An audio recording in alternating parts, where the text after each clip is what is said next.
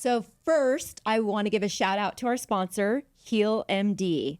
I love this product. You know, I use it in my office. Heal MD's commitment to quality is unwavering. They pride themselves on supplying products that undergo rigorous lab testing with the focus on holistic health, having products that are gluten-free, cruelty-free, and non-GMO. You know, I've been using Heal MD in my clinic long before they became a sponsor. Their medical grade CBD truly delivers. Whether my patients need stress relief, help with recovery, pain, or sleep. Plus, they're innovative in treating all skin ailments like acne are game changers. Highly recommend checking them out. Heal MD. Check them out. Hi, everyone. Welcome back to another episode of the Beauty Outlaw. Today is a special day, and I am thrilled to have back on one of my earlier guests from Australia. He's come all the way out here from Australia. His business partner is not with him, but Dr. John Holbrook is here with us today. I am so honored to have you here, John. Thanks for being here. Thanks, Jerry. Thanks for having me. Unfortunately, it is just me and not Dr. John Delaney, but that's all right. We miss you, Dr. D. He's a little more charming than I am. His accent's certainly more charming than mine is. But it's good to be here. So before we dive into all the questions I have, because we're going to hit topics today on what's new in technology in the world of aesthetics. I want to really get into that because your company is all about that. This is Fresh Clinics with an S at the end. If you want to check them out while you're watching this podcast, they are at service to us nurses, and they are moving here from Australia. They're already here in Texas. That's right. But they're planning on landing here in California, which is some exciting news for nurses ready to begin their career in aesthetics. But before we get into that topic, peptides, what's happening with hormones, what's happening in complications, aesthetic complications. I really want to go back, and we want to know about you personally. How'd you start? I know you're originally from the States, but let's go way back to your youth and what made you want to be a doctor, and where'd you grow up? Great. It's a tale. Mm-hmm. Depends on how in-depth you want to get. We have a lot of time. Great. All right. Well, my father's a surgical oncologist, so that certainly influenced it both for the better and the worse. So we grew up all across the States. I'm the eldest, and so depending on where he was doing his training. How many siblings? So there are 4 of us. Okay, big family. 4 of us, and so we grew up Chicago, Boston, Portland, Buffalo, Seattle, and then eventually he then set up private practice in Spokane, Washington. And so he was busy because surgeons are busy and the training is hard and it takes a lot of time. And so I think it probably depended on the time in my life as to whether I thought medicine was a good idea or a bad idea. He, like many surgeons, was never home. Now, he was a great father when he was home, but, it's a lot of work. It is. And particularly in his training, this was before there were any rules about, 80-hour work weeks. And so he would, he'd be working 120 hours a week. I mean, He was gone. He was gone, yeah. So but he did amazing things. Like, as far as the way that I viewed it, growing up, I thought, I never begrudged him for it. He was doing, as far as I'm concerned, some of the coolest stuff you can do as a person. You understand it so much more now. Well, yeah, and like astronaut, surgical oncology. It's pretty honestly, it's really cool. A lot of the stuff, and it's very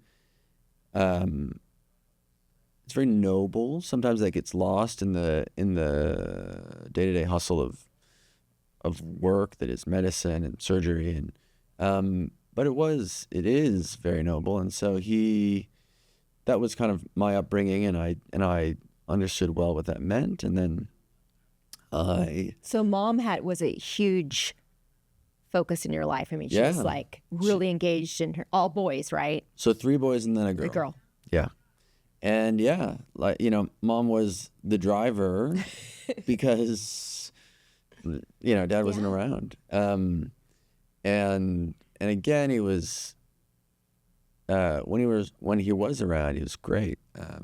But it's just the reality of how it was. So we would, you know, there were nice rituals that we had and nice traditions that we had. And, you know, we'd go and sing Christmas carols to his patients that were, I love it. that were in the hospital on Christmas Eve, and you know, things like that that are nice. But so he just recently retired, which is great. And How's he doing with that? before he retired, I was like, Dad, you can't just do nothing. Like, you spend your life just hustling for 80 plus hours a week. And he's like, no, it'd be great. I think he's got a little bored, but they're traveling a fair bit, and they've actually got a number of things on their plate, which is great. And he has applied to go work with MSF, Doctors Without Borders, and so he's had a number of interviews there. So, like any true surgeon, he just can't get away from it. No. So that was my kind of the environment I was raised in, and then I went to college, and I kind of wasn't sure what I was studying and studied a few things, and then eventually I graduated, and I wasn't necessarily going to do medicine, and then I moved to Brazil, and I spent kind of a year down there doing an internship at a municipal HIV/AIDS clinic and doing some public health work, and so which I really loved and love, in fact. And so but I wasn't quite sure where I was going with my life, and I applied to get a master's in international public health at the University of Sydney. Oh. Because at that point in time, Australia seemed as good as any place. Yes. In terms of where I was at in my life. And so I moved to Australia. And I never intended on staying. And then at a certain point, you know, you probably don't see yourself leaving. It was great. And so I went and got a master's degree in international public health, and then met my wife there. In Australia. She's not Australian, but she's English, though. She's English. Okay. And so we got married, and then we moved to Rwanda. Goodness. Did some public health work in Rwanda for a year, and then decided that I really loved, and I love public health actually, but felt like I was missing something without the clinical aspects, and so then we went to medical school. So in Sydney, and then did medicine. Wow. So your wife became a doctor too? Well, because you said she started out to do that. As in it's a journey, and she had to suffer with me. She gets her degree as well. So she supporting you. Sometimes she thinks that she knows medicine, and she'll give out medical advice, and I have to like correct her and say, look, you're neither a doctor nor is that good medical advice. But a good wife. She's a good wife. She's an excellent wife. She's an amazing wife. So she's got a PhD actually, and she does then also have a master's in public health. So that was kind of a cool connection that you both had the public health. Well, she ended up doing it afterwards. So after we went and spent some time in Rwanda, and then she as well. Yeah. It was a calling after that. Fell in love, and so she for a while was working at one of the major hospitals in Sydney on the palliative care team, and building out some of their end of life programs, and it was great. That's great. Yeah. This was before you have 2 girls. So now we do. We have 2 children, 2 girls, and this is so my. I'm not sure if I've told you this story of how I got into aesthetics, and no, let's transition into how you got into aesthetics. So I don't mind telling this story. and it's a personal story, but it's good to retell mostly because it's good to remember.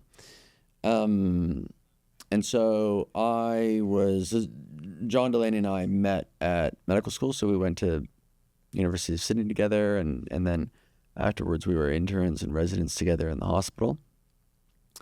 And it's somewhere in the throes of colorectal surgery that you get to know somebody pretty well.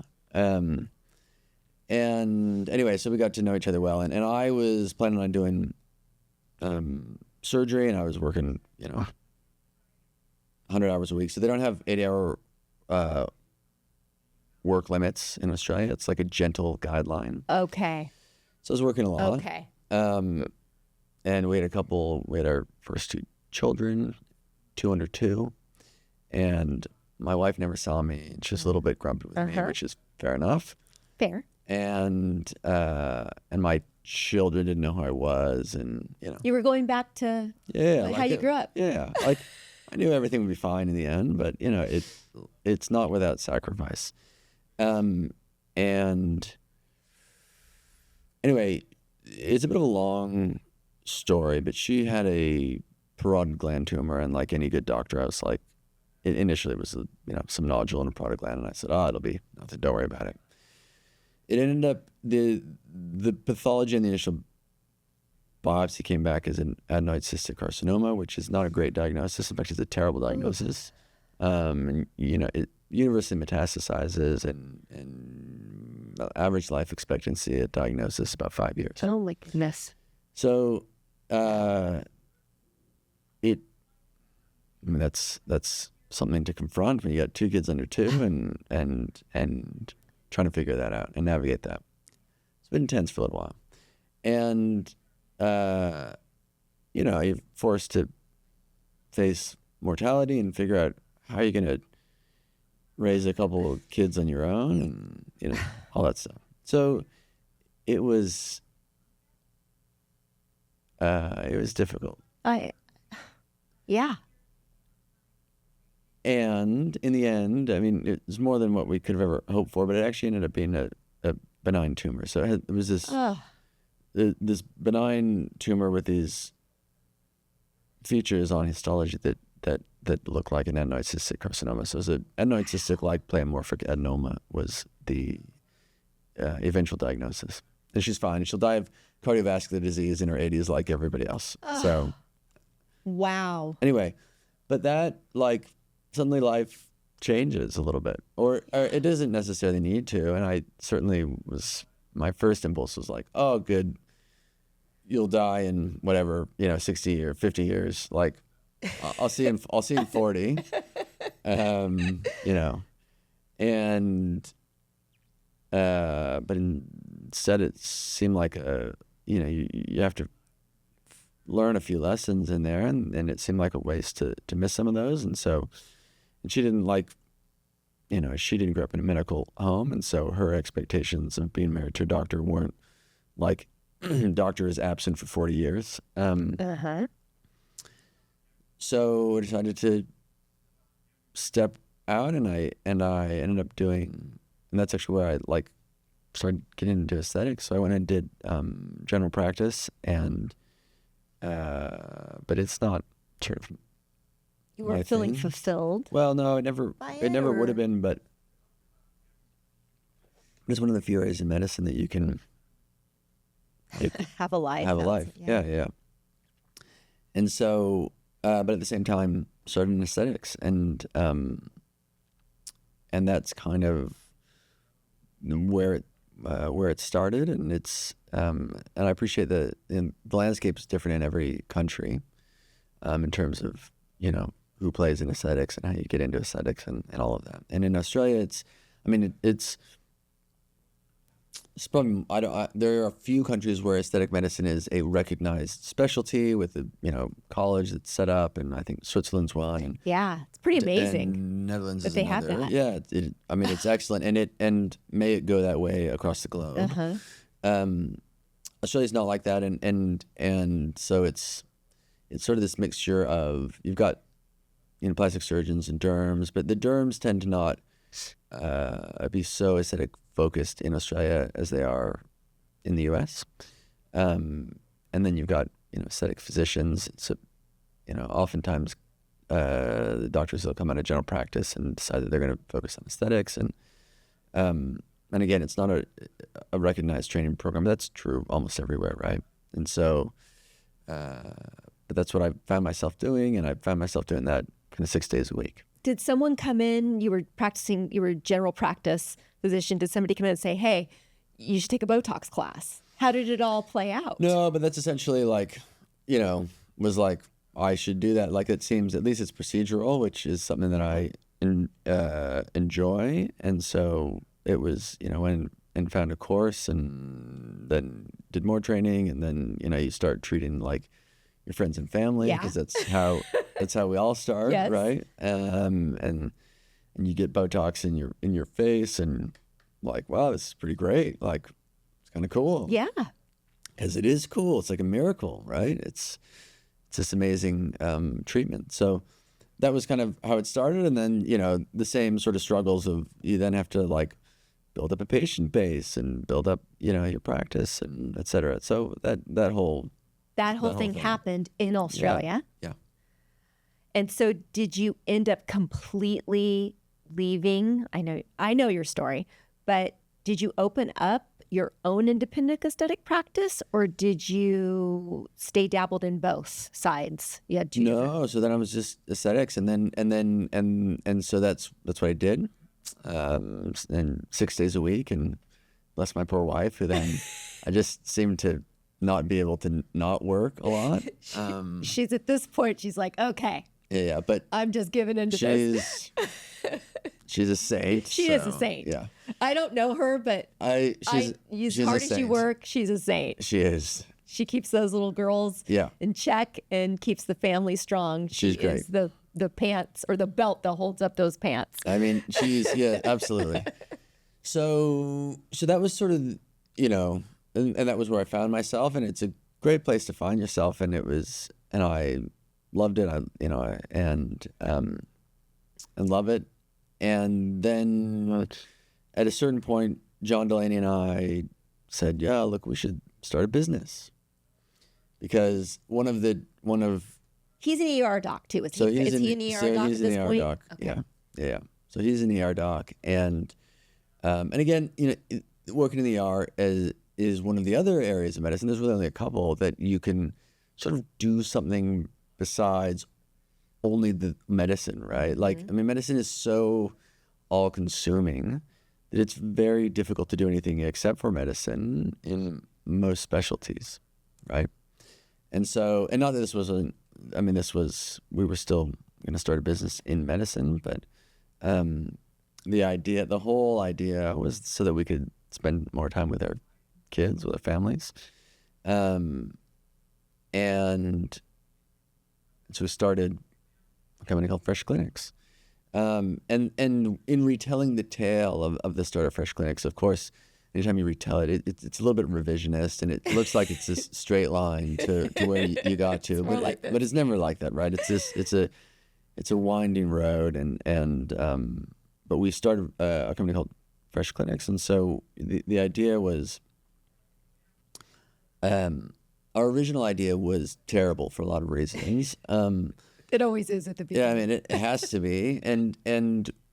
So the idea was essentially, in the States, what you call like, boutique aesthetics, or, mobile Botox, whatever you want to call it. But essentially the idea was like, look, we'll send, for a bit of context as well, in Australia, about 70% of all cosmetic injectables, so toxin filler injections, are done by registered nurses. And there's historical reasons for that. And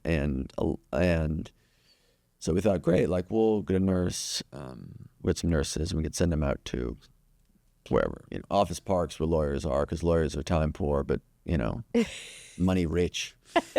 And they want Botox, and we'll send the nurses out there, and they can then inject them on their lunch breaks or whatever. And it's a bad idea for a lot of reasons. Principally, more than any other, because just this should be done. It's a medical procedure. It should be done in a clinic space, yes. Right? In a medical space, certainly not in someone's home, not in somebody's office, etc. So, So that's the number one reason why it's a bad idea. Agreed. I agree. But you come to yourself at a certain point. There are other reasons why it's a bad idea, but that's the number one reason. And so John and I enjoy solving problems. We like creating systems, and there's a whole compliance and paperwork burden around Yes. around essentially creating it in most of the states, which is true in Australia. You've got to do a GFE, if a nurse, a good faith exam, a telehealth consultation between the patient and the doctor, if the patient's going to have that treatment. And so that's also true in Australia. And so we set up a system that the nurses could then input the treatments that we're going to do, they wanted to do, and then they'd have this consultation with the doctor, and then it would generate standing orders and all the paperwork and sort of make the note-taking a little bit easier, and et cetera, et cetera. And the nurses, I mean, we treated, I don't know, a couple of patients, not many. And the nurses were quickly like, oh, look, your idea is stupid, but this system that you built It's cool. is actually really great. It would be super helpful if I could use it in my med spa, my clinic. We were like, oh, great. Okay, that sounds great. And that was it. Like, that was, that's it. Leave it to a nurse. Yeah, well, that was then customer 1, 2, 3, 4, 5, so on, right? Is that it became then this word of mouth. Who was doing were you and John doing the... So John and I were doing the GFEs. Yeah, we're doing the telehealth consults, and we still do a bit as well, and for a few reasons. But it's outgrown us, certainly.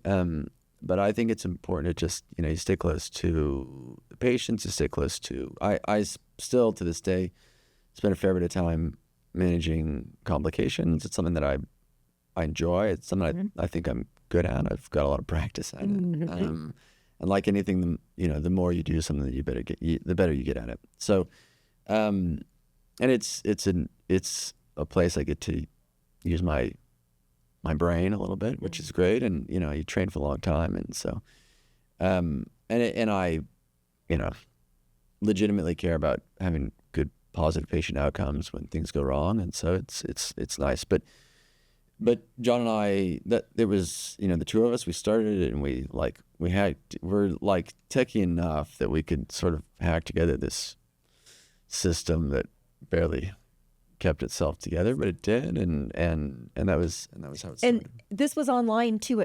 In the beginning, this was on a computer or an iPad. Yeah, were they able to do this? Yep. So on a computer and an iPhone. Because we're talking 2016. I was about 5 years ago. 2018? Yeah, well, 2018, 2019, somewhere in there. Yeah. So it wasn't like, forever ago. I mean, we had iPhones and whatever. Yeah. Yeah.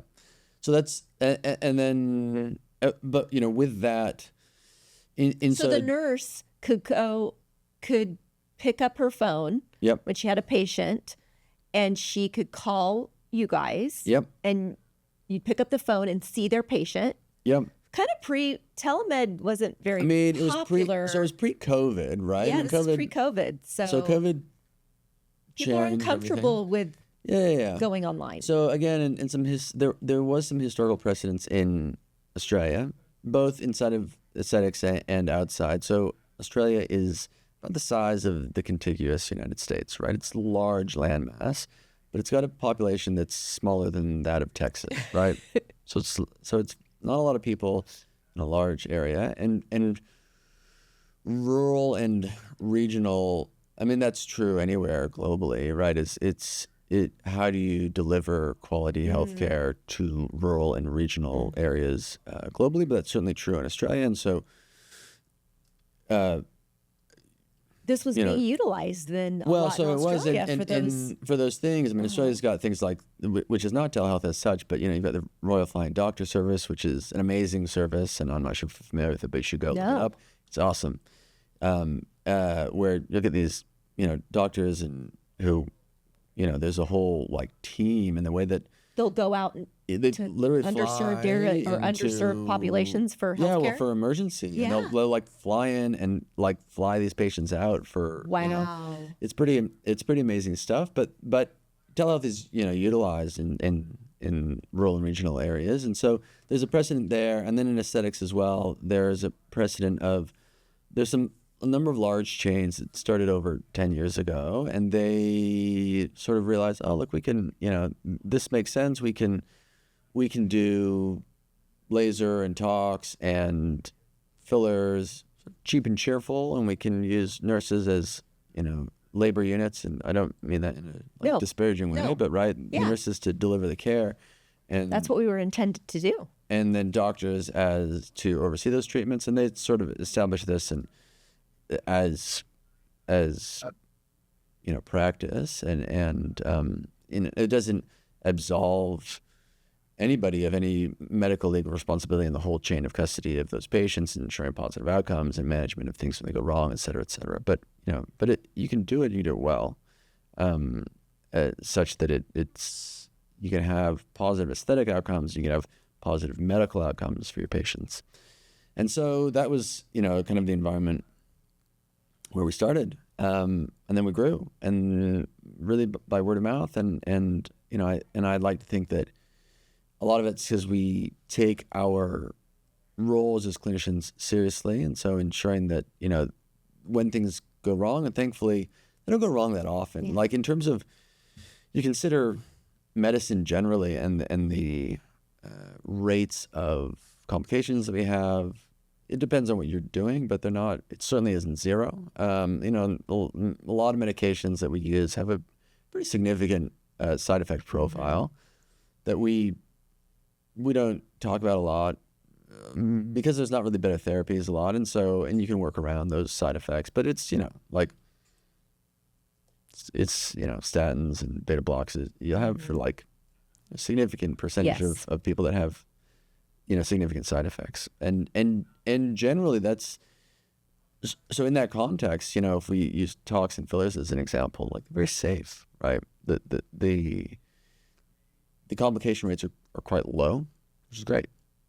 That is great. And patients love their treatments, so much so that, we manage a number of occlusions, and it's like, you can almost set a timer, like resolution of occlusion, how many days until the patient's going to say, when can I have filler back in my face? Like, in spite of the trauma that they've just endured. Yeah. Right? So people love it. But it's on us to ensure that not only are we delivering good aesthetic results, but we're delivering, safe outcomes for those patients. Do you feel like complications, though, especially simple ones, like with neuromodulators, possibly just it's underreported? It's 100% underreported. I know possibly it's grossly underreported. And Absolutely. Yeah. It's grossly underreported, and you'll have to forgive me because I just literally this last week I just saw.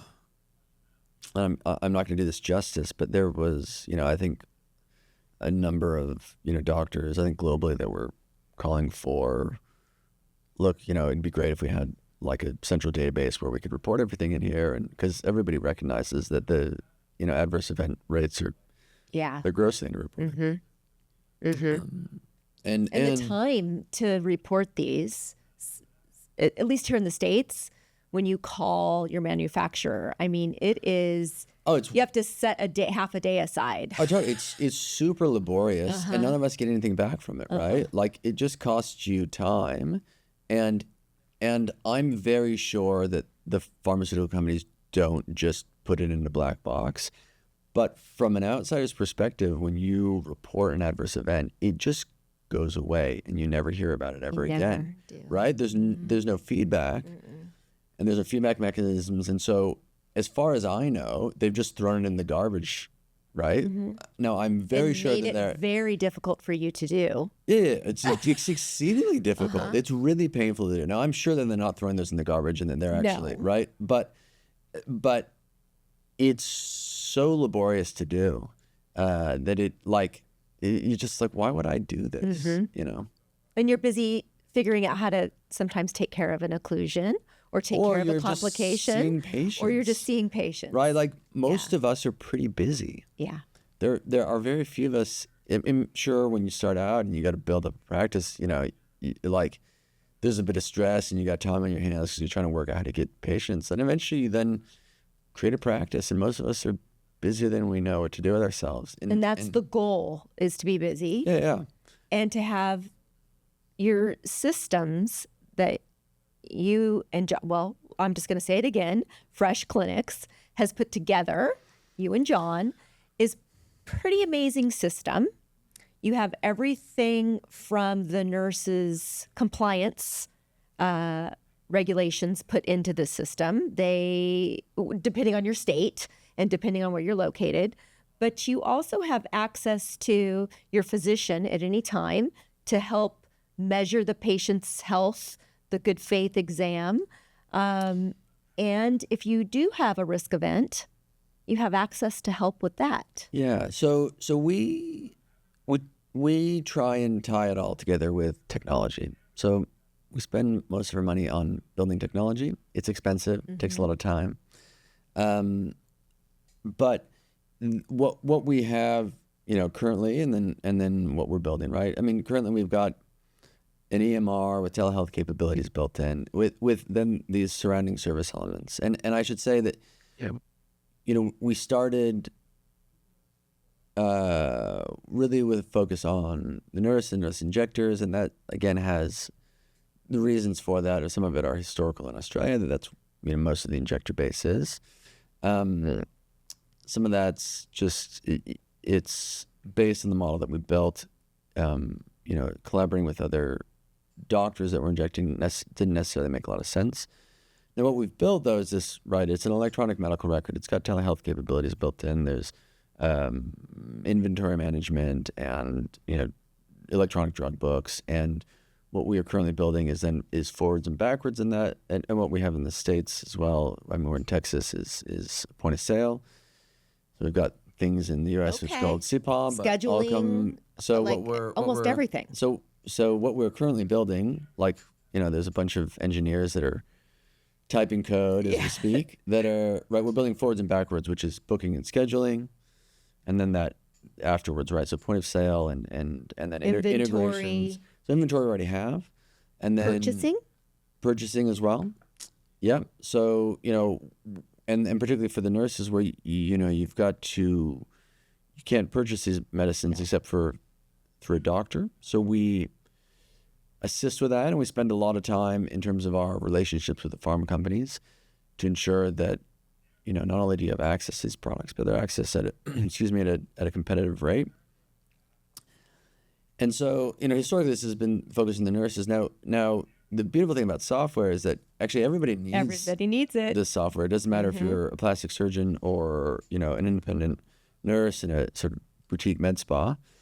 And so we have a beta version for the doctors as well, which they can use it for the EMR. And again, we're, hopefully by the end of the year, software takes time, but hopefully in the not terribly distant future, then we can release our booking and scheduling. So that way, right, you've got something that is one place that you can run your med spa on that is, particularly for the United States, it's HIPAA compliant, which is important. Right? So again, and I can't speak to a lot of countries' regulations, but in Australia, there are recommendations of this is what's considered best practice, and you should, and it's not dissimilar from HIPAA. It should be stored on servers that are within the country, et cetera, et cetera. But HIPAA is it's law, right? It's law. And if you aren't abiding by that, you are unnecessarily exposing yourself and your patients, and it's a big deal, right? It's a big deal. It's massively important, and it's onerous. It can be onerous, but that's true about compliance generally. And so, for us, we've always been a compliance play, and compliance is, sort of first and foremost for us. And so, it's a question of how can we utilize technology to lower the barriers to being compliant. Fundamentally, I think that most people want to do the right thing. Yeah. Right? It's just a big job to do it all. Yeah. And so to investigate it, figure it out. Totally. So it's hard to figure out. But I fundamentally think, if given the opportunity, and if it's easy enough, people will be compliant because Yes. we want to do the right thing, right? And so for us, it's then developing this technology that it decreases that burden of compliance such that it actually makes sense to be compliant. It's not so difficult. It's not wildly expensive. It's not, both in time and in money. And yeah. I love it. Hi, everybody. This episode is sponsored by Pretty Girl Cosmeceuticals. These products are the best. If you're not using them, you need to use them. You can contact JKH Aesthetics anytime, and we will give you a consultation about how to use these amazing products. We have Glow Girl and Ice Drops. These will keep you young, healthy, and glowing every day of the week. And now, back to the episode. I'm excited because we're hoping you guys can move into California. And then I think the goal is to try to be everywhere in the States. So that's the aim, and that's what we're doing. And so the reason we're not in California yet, again, is a compliance reason, right? So, and California is, I don't think, and let me be clear, I don't think the regulations are a bad thing. No. And it's not to say there can't be crappy regulations. There can be, certainly. But in general, right, I think if you giving the benefit of the doubt to the regulators and to legislators, et cetera, right, they're there for a reason. And sometimes it's regulatory capture, which isn't great. But usually it's for patient safety in the space that we operate in, to one degree or another, right? And so they're there, and California is also a corporate practice of medicine state, and so we've got corporate practice of medicine, which about half the states in the U.S. are, and that dictates, among other things, the flow of funds. So, a doctor needs to have control of the flow of funds and money when it comes to practicing medicine. And so for us, then it's ensuring that we create a system that not only is compliant, but that works at scale, so that it's a problem that, doesn't need to be solved 1,000 times over. It just needs to be solved once. But right now, it's a problem that, unfortunately, everybody, if you want to, as a nurse, or if you're a doctor and you have nurses that you want to support, you got to solve that problem, and then somebody else also has to solve that problem. But it's just a problem that only needs to be solved once. So it's us ensuring that those systems are set up in a way that is correct and compliant and not super so the onerous nurse or the PA or the physician that purchases the system that helps them have a business that they can stay compliant with and not have that headache. Yeah. That's something we don't have right now. We have everything in so many places when you're running a business, especially in California. So this is going to be a real game changer for me and for many of my friends and for our community of aesthetics. And so when I met you guys, I knew you had big things to come. And part of, I feel, how you guys have been able to level this up, and now you're willing to take on the States, because the States is a big, massive thing to take on. It's a big beast. Australia has its own issues. It has its own. I mean, there's controls and regulations. Absolutely. And recently there have been some changes to the way that one is allowed to advertise or not advertise. Like, for instance, listening to this podcast right now in Australia, would that limit us if we spoke of Botox? If we spoke of, is that going to be a place? Not really. Okay. The reason is that you're not, it wouldn't be considered advertising. So some of the recent changes are, so the U.S. is one of the few countries in the world, New Zealand as well, yes, crazy enough, but that pharmaceutical companies can advertise directly to consumers, to patients, right? Now, I mean, maybe I've been out of the States for too long, but in general, I think it's a terrible idea for pharmaceutical companies to be able to advertise directly to consumers. Mm-hmm. And the idea being, right, is that you don't want advertising dollars to then affect the medical decisions. I mean, putting aesthetics aside for a moment, but the medical decisions that your medical providers, your doctors, and your mid-levels, et cetera, are making in terms of what they should be able to make the best decision in terms of best outcomes for their patients. But if the patients are then coming in and telling come you and what say they like, want. this is what I want, and what is that based on? It's based on dollars that were spent on advertising it, as opposed to evidence or what's best in that situation, etc. I mean, that's certainly, I think I tend to agree with that. Aesthetics is a little bit different in that it is more of a commerce. It's a bit of meeting of commerce and medicine, right? And patients have preferences in terms of the tox that they use, and some will prefer Dysport, and some will prefer. They will tell you. They will tell you Because it's been marketed to them. Yeah, well, some of them, certainly in my experience, like they just prefer. They're like, look, I actually feel like the feeling of Dysport is tighter, or whatever. So they have preferences, and it doesn't. And so I think that's fine, because it doesn't determine such a therapeutic outcome for them, as much as it is an aesthetic outcome. And it's different when you start to get into the therapeutic side. And so anyway, in Australia, the TGA, which is the equivalent of the FDA, has said, look, like advertising on Instagram and elsewhere, the name, so you generally can't use Botox. product names, so Botox, Dysport, Xeomin. And there are other things. And so what they've essentially said, they previously, I don't know, 5, before 10. and afters too. Am I It's not correct? the TGA. So what the TGA has said is that what they want the injectors to be advertising is their services, not a drug. In the same way that you wouldn't advertise like, here's what like do you some call particular Botox statin. then?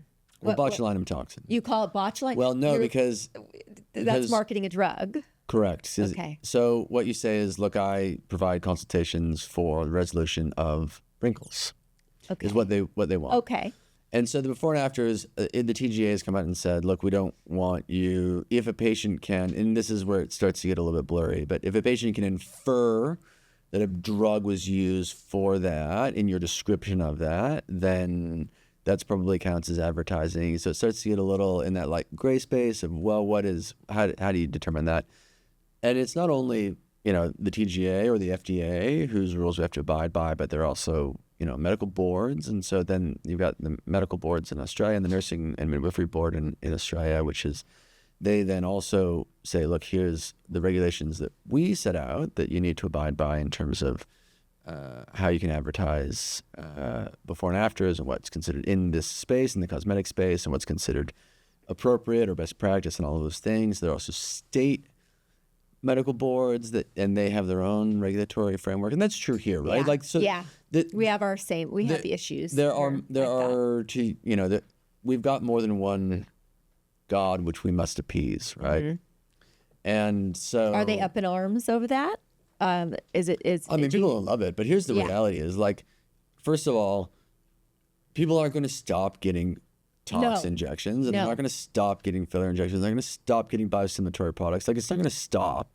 That's clear. And in fact, goes back to word of mouth, I guess. Well, and you can still advertise. You just advertise. Looks different. It's just different. You just don't use terms, right?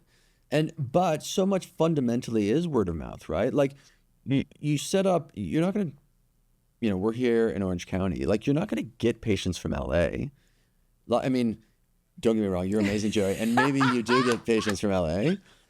But the core, right? Yes. But 99% of your patient base is going to be relatively local, and how are you going to get that? Because you're going to treat a patient, and you're going to give that patient a positive outcome, and they're going to then tell their friends, like, "Oh my gosh, I saw Jerry, and Jerry is awesome, and like I feel really comfortable with Jerry, and the aesthetic outcome that she gave me is in line with what I'm looking for," and it builds word of mouth, right? I agree. So Instagram is important, and whatever in the future, there will be other platforms that are important in terms of for us to build our patient base. But fundamentally, it's like doing good work, and word of mouth is, That's what I've really been hitting hard. Earlier today, we did another podcast, and we talked a lot about social media. And is that the be all end all? Is that where you're going to get all your information when you find a provider to do this? I think I'm seeing a shift. I think I'm seeing a shift in what you're speaking about, and that is the referral, the grassroots It's really building the best practice that way. You get the best patients that way because they already are supportive and believe in you before they even walk in the door. And you don't want like bargain basement hunters to come in and like try to And that's negotiate on what's price, and you're like, look, this is my price. This is my price. Like, I'm not here to like. And then you direct your patients to your Instagram profile page, which can be helpful if you're educating patients on things. But I know that Australia's recently gone through, the nurses have been kind of up in arms a little bit. Not all nurses, but some of them felt that they shouldn't have to take that down. They were trying to grow their businesses. So I see their complaints too. That's true for the doctors as well. And that's true for the plastics. Everyone. In fact, a number of the plastics, there was a lawsuit that a number of plastic surgeons actually brought. I think it was not for the TGA. I think it was one of the other regulatory bodies they lost. But I think, regulations. Did they post something or did something attribute to all this happening? Or do we know like what attributed? Look, I actually think in terms of focus? Australia, so I mean, it's worth saying that everybody is always worried about the regulations, and as mentioned before, I don't think regulations are inherently bad. No. And there's always concern now that things will change, and nobody likes change. And, No. And so that's reasonable. I think actually a lot of the regulations in Australia were because, in fact, a number of years ago, the terms that the TGA had said that injectors could use to advertise and you can't use Botox, can't use Dysport, can't use brand names, you can't say botulinum toxin, but you can say anti-wrinkle. Okay. And then you can say dermal filler, and they approved these terms, and then they since retracted that approval. But the reason being is that I think what they were, we now have things like semaglutide, which is like become a big thing, right? And so what you've seen here and in really countries around the world, certainly Australia, is there are, medical startups that's all they do. Like you essentially call up somebody and they then give you a prescription for Ozempic. Uh-huh. But again, in the eyes of, and this may be a bit unique to Australia versus the US, but in the eyes of the regulators in Australia, that's not good practice of medicine, in that it's already like determined, the outcome is determined already, right? Like you advertise, we sell Ozempic prescriptions, and then you call that person up and they're like, and to get it. And you're like, well, fancy that. You want Ozempic? Because I'll give you a script. Like, that's what I do, right? As opposed to, what do you, like, what do you need? Let's take your labs. Let's find out about your history. Is the concern, are you concerned about your weight? Well, is this the best therapy for you and your weight and that kind of thing? So I think the regulators were really targeting that, and medicinal marijuana as well. So Australia is a little bit behind the U.S. in terms of legalization of marijuana, and so it's still, you can use it for medicinal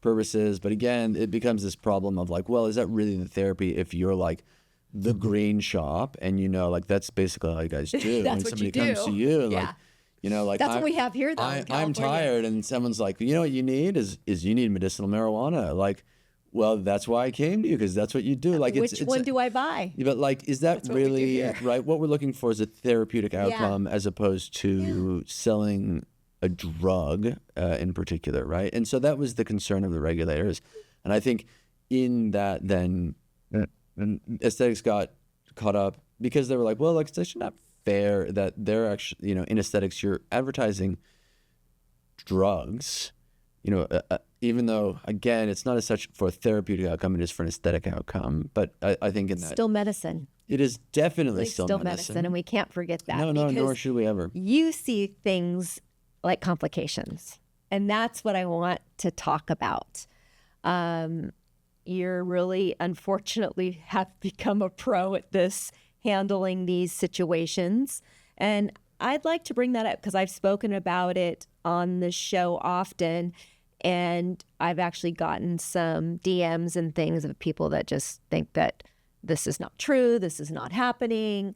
And can you please share with us, like, for instance, this week, what have you seen when it comes to avascular occlusion? Yeah, so look, I mean, it's. I mean, I think I've said this before, but I don't know. Enjoy is a very strong word, but I've come to almost enjoy management of a lot of adverse events, and I think for me, there's a little bit of challenge, and you get good at things the more you do it, and I really want to ensure that patients have positive outcomes. So it's not something that I sort of am scared of anymore. Though certainly at the beginning I was, but I do want to make sure that patients have the best outcomes, regardless of who's injecting. And vascular occlusions are one of those, and they're sort of the most prominent, and they can be pretty devastating when they happen. The other thing is pretty devastating, which we don't necessarily talk a lot about, and infections with dermal fillers are super difficult to manage. Yeah. But yeah, so in the last week, and some of these are within the network of Fresh Clinics. Some of them are from outside, just because again, you get good at something, and then happy to help others. And so I had pretty significant occlusions. One was in cheek, so some cheek filler, and it was actually with a cannula at the time. So cannula to cheeks, and it ended up being absolutely enormous. I mean, there are cameras, but it was almost the entire cheek, extended into the nose, up into the forehead. This massive occlusion, and that takes a lot of work to sort out because some of that is because it's not entirely clear necessarily where the occlusions are, and sometimes even if you do use imaging, you need to do CT angiography. It's not a complete occlusion, so it actually may not really show up on imaging in terms of where it is, but it's occluded. Interesting. And there's enough anastomoses that the contrast will get there, but it's not. But it's occluding the vessels enough that it's causing injury to the tissues, and you'll get necrosis of tissues, and in really bad cases, obviously you have terrible scarring, and I'm sure we've all seen pictures in journals of pretty horrible outcomes, but it just takes a lot of work when in an occlusion that large. Now, thankfully, common things are common, and lip filler is common, and so most occlusions really happen in the lips, and most lip occlusions are pretty straightforward to sort out. But that was an enormous one. There was another one in the chin. Actually, two weeks ago, there was one in the chin that involved the gingiva as well. So teeth, and just the bigger it is, the more work it is. But the more you do something, the better you get, and therefore, part of I think what we've done and what we'll continue to do is to create expertise in this area, right?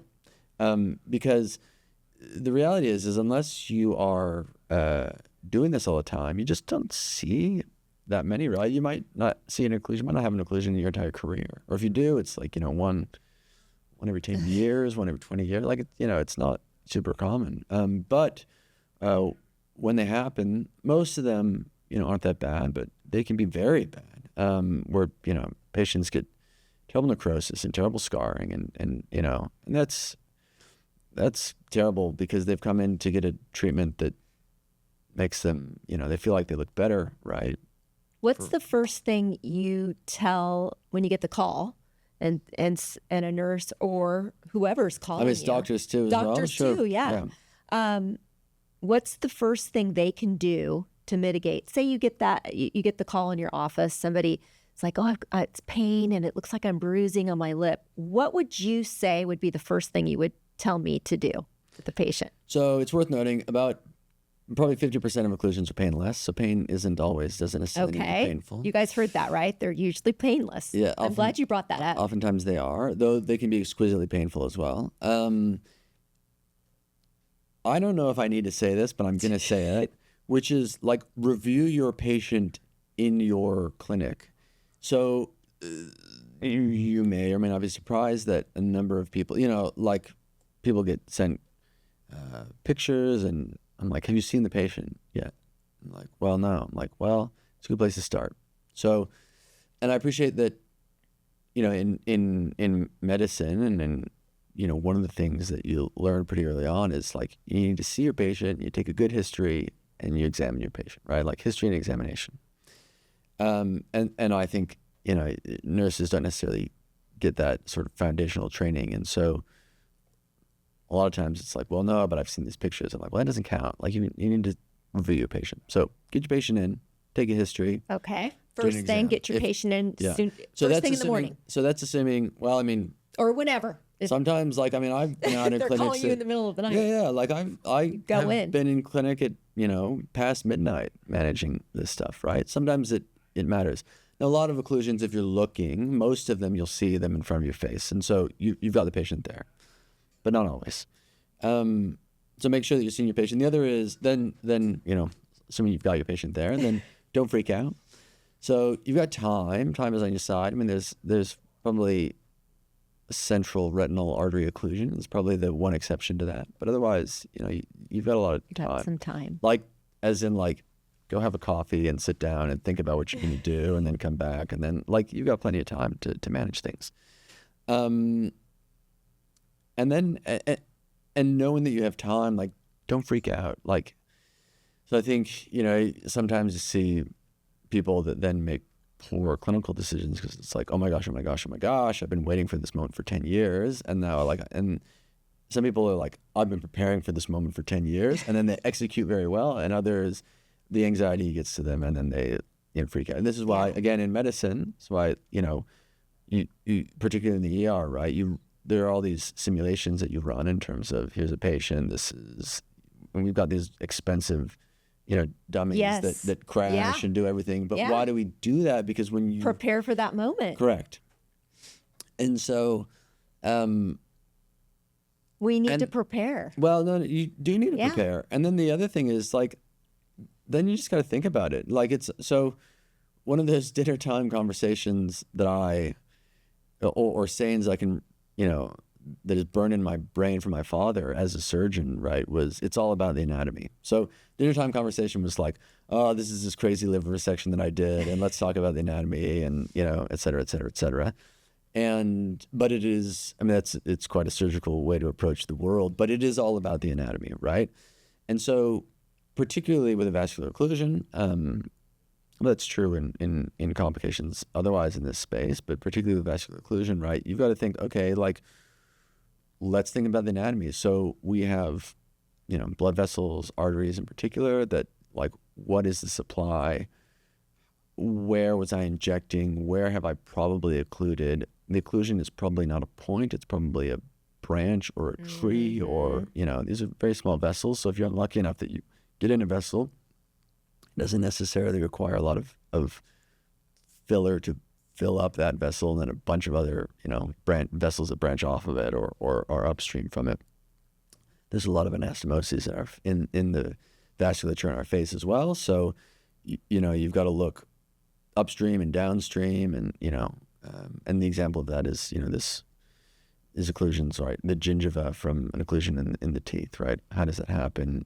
Well, it's, it doesn't happen magically, right? Like, there's an anatomical reason that happens. And so just thinking through the anatomy before you just dive in. And then it's just about like anything, right? You just take a systematic approach to it. And then I would suggest, which is you just don't stop until you've fixed it with vascular occlusions in particular, right? Like, what's the upper limit to hyaluronidase, Hylenex? There is no upper limit, right? So you just keep going until you fix it. Yeah, and that sometimes means there on the day, if you recognize that a vascular occlusion's happened in front of you, patients will get, needle fatigue, hyaluronidase fatigue. Yeah. It doesn't feel nice to have it injected. It's like glass getting injected in your face. It's unpleasant. Now you should, use a bit of lidocaine. But in a really bad occlusion, vascular occlusion, you've got to make sure you're not hitting lidocaine toxicity levels. You stop someone's heart if you inject too much. So there's things you've got to keep in mind, but you just keep going until you sort it out. Sometimes that means on the day. Sometimes that means over the space of a week. you just keep on, you review your patient daily. That's why we daily. need resources like the resource that you all have over in, it's called IMET? AMET. AMET? So Your faculty on with them. I am, yeah. So aesthetic met is what it's called, Met. like a met call. So we don't really use met call, that term, very much in the States, but like a crash, right? When somebody crashes, it's a met call, right? So Okay. this is like, Okay. so this is an aesthetic met call where somebody's I love it. had, they've aesthetically arrested. And you can call them. Yeah, And and they so can be very helpful. yeah. So they've built out, among other things, there are resources that you can have in preparation for this, right? But then also there's a network of doctors, and I'm one of those doctors that around the country that, like, when this happens, they'll say like, hey, this is this, often vascular occlusion, though not exclusively. This is a vascular occlusion that's happened. Is anyone available? Or an infection, and you can kind of take it over. Yeah. I mean, it exactly, and make sure that the patient's managed well, and that's in conjunction with the injector and with be it a nurse or a doctor, and it's both. And to wrap this up. I mean, it's been a bit. You'll have to forgive me because forever. I can talk about this for a while. I So know. I apologize to everyone. There's probably been a bit of droning. I'm sorry. Is this they have a membership? I believe this is only in Australia. So this is only in Australia. I have said, hey, you guys should come and build this in America. Yeah. And I'm going to keep on saying that, and maybe they will. And whether they do or somebody else does, I think what it represents to me more than anything is the idea that, like, in medicine, we collaborate with each other. And I appreciate that there's politics in medicine, and there always has been, and there always will be. And that's true, not just in aesthetics. Yes. It's true in all of medicine. It's true in surgical oncology. It's true everywhere, right? But ultimately, what we should be interested in is positive outcomes for our patient. And when poor outcomes occur, it's actually not only bad for that individual, that patient, that injector, but it's bad for the industry, at large, right? Mm-hmm. And depending on the media attention that it may or may not get, it's not great.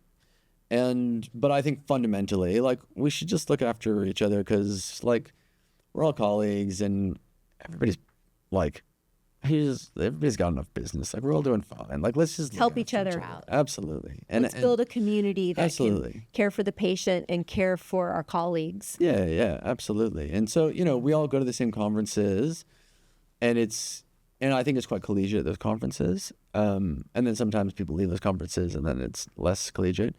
But I really enjoy that. I really enjoy going to these conferences, and you catch up with people from, I'm going to throw out a name, but, like, as an example of someone that we both know, but Steve Yolen. Steve Yolen's a great guy. Mm-hmm. He is also one of those that tries to bring a community together. Absolutely. And he manages a lot of complications. Yes. And something if I use Steve as an example, is, like, we run into Steve in a conference in Barcelona. He's like, Steve, it's so good to see you. And then that's true for, Phil Worcester is an old friend of mine in Spokane, who's at Durham, has kind of been in the industry for forever. But same thing, like, oh my gosh, Phil, it's so good to see you. It's really lovely to have those connections. Yes. And I think, there's no reason for us not to foster those, not only because it's just good for our souls, but also I think it's good for patient outcomes. And everybody's doing just fine. Everybody's doing just fine. We just come together more, and that's what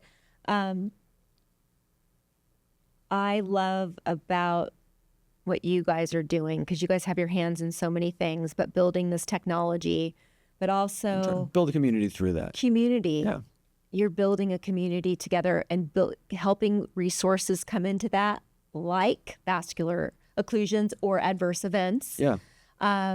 And giving people a place to be able to pick up the phone and get help and resources. Yeah, so that's what we're building out here.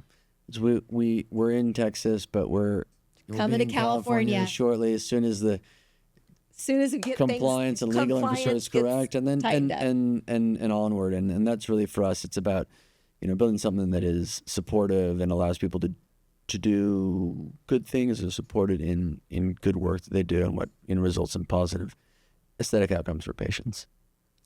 Love it, John. Dr. John, thank you for being here. Thanks, Jerry. and we'll be seeing more of you like always. Good to He's see a you. regular around this place sometimes when he comes to town. So we love having you, and you're a wealth of information. And everyone go to freshclinics.com. Check them out. They really will be coming to a state near you soon.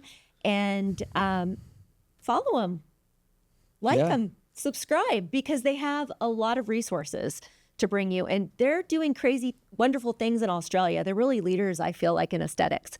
So Inside Aesthetics, I'm going to shout out. You're going to be on their podcast. We'll be on their podcast, so give Jake and Dave. David a listen as well. I apologize. It's a lot to endure my voice twice, so maybe space it out. But yeah, They're really, I really look up to them. And if you're listening to my podcast before you've heard of Inside Aesthetics, wow. yeah, they're great. You're new to this world of podcasting because they're do great. great work. They have great guests. They've really leveled up the industry. Yeah. And they're on Patreon now, and they give amazing educational resources. So check them out, and we'll see you on them soon in the next week or so.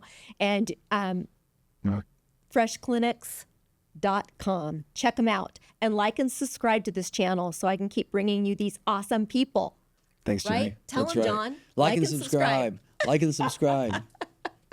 All right. Peace out. Where's our champagne? We always have to do our toast at the end of the. We didn't get to do that when you were over in Australia, No, but I actually don't drink alcohol. but you don't have to. Oh, good. We just get to chin. It's just what we do here. The Beauty Outlaw. Anyways, see you guys on the next episode. Thanks, you guys. Bye.